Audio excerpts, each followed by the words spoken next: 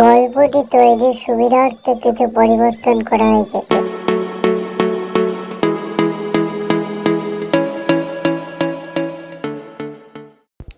6 বছরের বুকু বাড়ির বাইরের রোয়াকে খেলা করছিল। সেই সময় রিকশা থেকে নামলেন দুটি বেজায় মোটাসোটা ভদ্রমহিলা আর একটি বুকুর মতন বয়সেরই ছোট্ট মেয়ে। তাদের দেখে বুকু খেলতে খেলতে তাকে অবাক হয়ে যায় এবং সে বলে উঠল, ওরে বাবা, রিক্সা গাড়ির অতটুকু খুলে এদের জায়গা হয়েছিল কি করে? দুটি মহিলার মধ্যে একটি মহিলা রোয়াকে উঠে একগাল হেসে বললেন, কি খোকা, চিনতে পারছো না? বুকু দুই কোমরে দুই হাত দিয়ে দাঁড়িয়ে, আহা, আমরা এসেছিলাম সেই কবে, ওর মনে থাকবে কি করে? তারপর বুকু বিজ্ঞের মতো বলে, তাছাড়া তখন হয়তো আপনারা এত মোটা ছিলেন না, এত মোটা কাউকে দেখিনি কখনো আমি। শুনেই দুজনের মধ্যে একজনের মুখ বেশ একটু গম্ভীর হয়ে উঠেছিল আর একজন বলল, নির্মলার ছেলেটি তো আচ্ছা মজার কথা বলে, তা তোমার মা বাড়ি আছেন তো খোকা? এরপর বুকু তাদের সবাইকে ঘরের ভিতর নিয়ে গেল। ঘরে ঢুকতে না ঢুকতেই ছোট্ট বাচ্চা মেয়েটি লাফাতে শুরু করলো।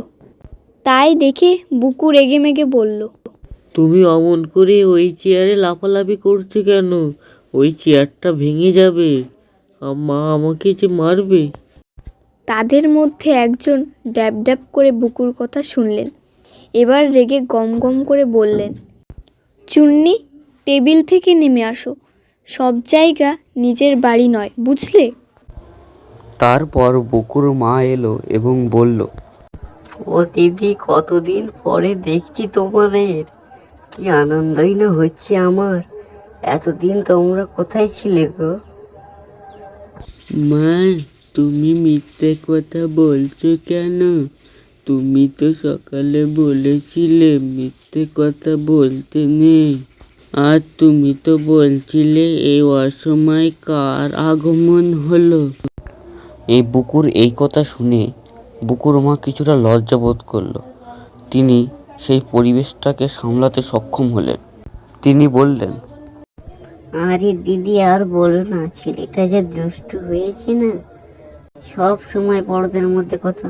কিছুক্ষণ পরে অতিথিরা চলে গেল। এই বুকু, এই দিকে আয় বলছি, আজ তোর ছাল আমি তুলছি।